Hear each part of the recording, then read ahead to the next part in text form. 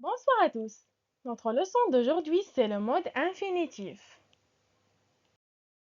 Premièrement, définition du mode infinitif. L'infinitif est un mode impersonnel. Il est la forme non conjuguée du verbe et il sert à nommer le verbe. Deuxièmement, les temps du mode infinitif. On distingue l'infinitif présent et l'infinitif passé. On va commencer par l'infinitif présent. L'infinitif présent est la forme nominale du verbe. Il exprime une action qui est en train de se réaliser. Par exemple, prendre, changer, planter, ramasser, pouvoir, rafraîchir et ainsi de suite. On passe à l'infinitif passé. L'infinitif passé est une forme conjuguée du verbe. Il indique une notion d'antériorité. Pour former l'infinitif passé du verbe, on met l'auxiliaire être ou avoir à l'infinitif présent plus le participe passé du verbe. Par exemple, avoir reçu, être sorti, avoir fini, être parti, avoir voulu, être allé et ainsi de suite. Troisièmement, les formes de l'infinitif présent. On distingue trois formes de l'infinitif présent et on les appelle des groupes.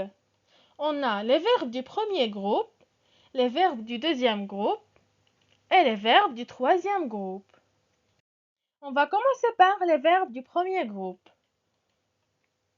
Les verbes du premier groupe sont tous les verbes qui se terminent avec un ER à la fin, sauf le verbe aller. On a ici l'exception du verbe aller.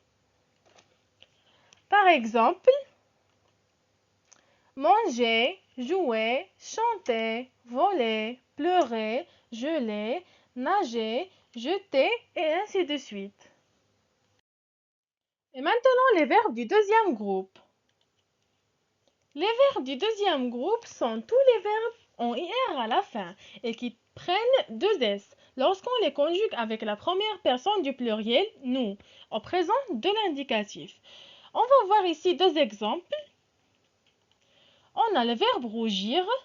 Lorsqu'on le conjugue avec la première personne du pluriel, nous devient nous rougissons. Il prend deux S. Alors, il est un verbe du deuxième groupe. Deuxième exemple, le verbe obéir. Lorsqu'on le conjugue avec nous, il devient nous obéissons. Aussi, c'est un verbe du deuxième groupe parce qu'il prend deux S. Maintenant, les verbes du troisième groupe.